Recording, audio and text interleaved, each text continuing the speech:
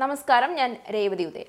ജീവിതത്തിന്റെ ഒരു പിടി സ്വപ്നങ്ങളുമായി ആകാശത്തേക്ക് പറന്നുയർന്ന 242 മനുഷ്യരാണ് നിമിഷ നേരം കൊണ്ട് പ്രിയപ്പെട്ടവരുടെ മുഖമൊന്നോർക്കാനുള്ള നേരം പോലും ബാക്കി വയ്ക്കാതെ കത്തിക്കരിഞ്ഞു പോയത്.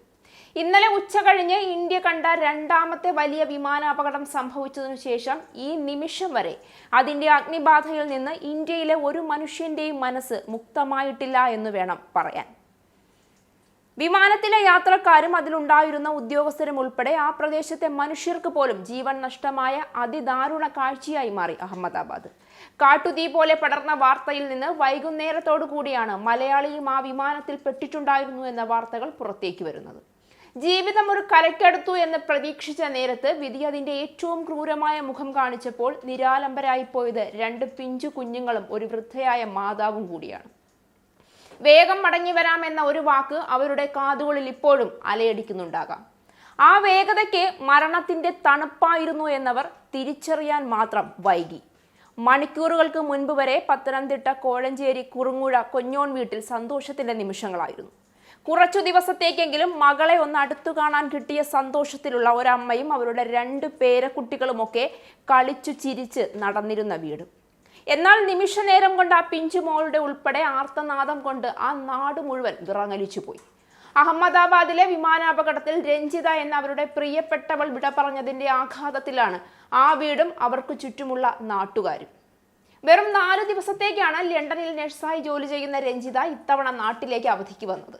കഴിഞ്ഞ വർഷമാണ് രഞ്ജിതയ്ക്ക് സർക്കാർ ജോലി ലഭിച്ചത്. 5 വർഷത്തെ ലീവ് എടുത്ത് വിദേശത്തേക്ക് പോയ രഞ്ജിത അതിന്റെ പുതുക്കലുമായി ബന്ധപ്പെട്ട ഒപ്പിടലിന് വേണ്ടിയാണ് നാട്ടിലേക്ക് തിരക്കുപിടിച്ച് അവധിക്ക് വന്നത്. ഒപ്പം കുടുംബത്തോടൊപ്പമുള്ള കുറച്ച് നല്ല നിമിഷങ്ങളും അവർ ആഗ്രഹിച്ചിരുന്നിരിക്കണം. എന്നാൽ പല കണക്കുകൂട്ടലുമായി അഹമ്മദാബാദിൽ നിന്ന് ലണ്ടനിലേക്ക് വിമാനത്തിൽ പറന്ന രഞ്ജിതയുടെ ജീവിതം മാത്രമല്ല, അവരെ ആശ്രയിച്ചു കഴിയുന്ന 3 പേരുടെ പ്രതീക്ഷകൾ കൂടിയാണ് കഴിഞ്ഞ ദിവസം BJ മെഡിക്കൽ കോളേജ് ഹോസ്പിറ്റലിന് മുകളിൽ ഇടിച്ചിറങ്ങിയത്. അസുഖബാധിതയായ അമ്മയ്ക്കും 2 മക്കൾക്കും വേണ്ടി നാട്ടിൽ സ്വന്തമായ ഒരു വീടെന്ന രഞ്ജിതയുടെ സ്വപ്നത്തിന് ഇനി അധിക ദൂരമുണ്ടായിരുന്നില്ല. 10ാം ക്ലാസ് വിദ്യാർത്ഥിയായ ഇന്ദുചൂടൻ, 7ാം ക്ലാസ് വിദ്യാർത്ഥിനിയായ ഇതിക എന്നിവർക്ക് ഇപ്പോഴും അമ്മയുടെ വിയോഗ വാർത്ത അംഗീകരിക്കാൻ കഴിഞ്ഞിട്ടില്ല. ഇവരെ കൂടി ഉടൻ തന്നെ UK കൊണ്ടുപോകാൻ രഞ്ജിത ശ്രമം തുടങ്ങിയിരുന്നു. അതിനിടയിലാണ് അപ്രതീക്ഷിതമായി മരണം വിമാനാപകടത്തിന്റെ രൂപത്തിൽ വന്നെത്തിയത്. ലണ്ടനിലെ പോർട്സ്മൗത്ത് ഹോസ്പിറ്റൽ യൂണിവേഴ്സിറ്റി NHS ട്രസ്റ്റിന്റെ ക്യൂൻ അലക്സാണ്ട്ര ഹോസ്പിറ്റലിലാണ് രഞ്ജിത ജോലി ചെയ്തിരുന്നത്.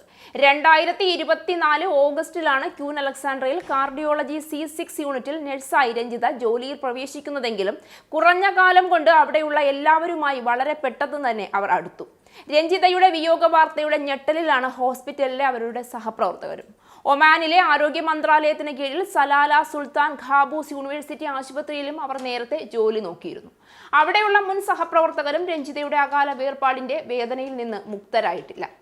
എല്ലാവരോടും വളരെ നല്ല രീതിയിൽ പെരുമാറുകയും സൗമ്യമായി ഇടപെടുകയും ചെയ്യുന്ന രഞ്ജിതയെ ആരും മറന്നിട്ടില്ല.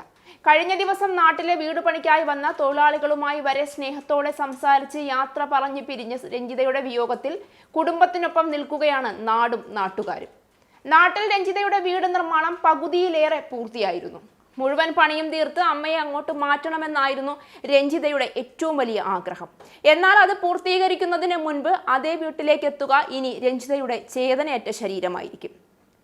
രഞ്ജിതയുടെ വിയോഗത്തിൽ ഒരുപോലെ ദുഃഖിക്കുകയാണ് നാട്ടുകാരും അയൽക്കാരുമൊക്കെ. കേന്ദ്രമന്ത്രി സുരേഷ് ഗോപി കഴിഞ്ഞ ദിവസം തന്നെ രഞ്ജിതയുടെ വീട്ടിലെത്തിയിരുന്നു. മൃതദേഹം എത്രയും വേഗം തിരിച്ചറിയാനും നാട്ടിലേക്ക് എത്തിക്കാനുമുള്ള നടപടികൾ പുരോഗമിക്കുകയാണ്. രഞ്ജിതയുടെ സഹോദരൻ സംഭവ സ്ഥലത്തേക്ക് പോയിട്ടുണ്ട്. മരണം രംഗബോധമില്ലാത്ത കോമാളിയാണെന്ന് പറയും. പക്ഷേ ആ കോമാളിയുടെ തമാശയിൽ മുറിഞ്ഞുപോയ ഈ പാവപ്പെട്ട മനുഷ്യരുടെ മനസ്സിനെ ഭേദപ്പെടുത്താൻ ഇനി ഏത് വൈദ്യനാണ് കഴിയുക എന്നതിന് മാത്രമാണ് ഉത്തരമില്ലാത്തത്.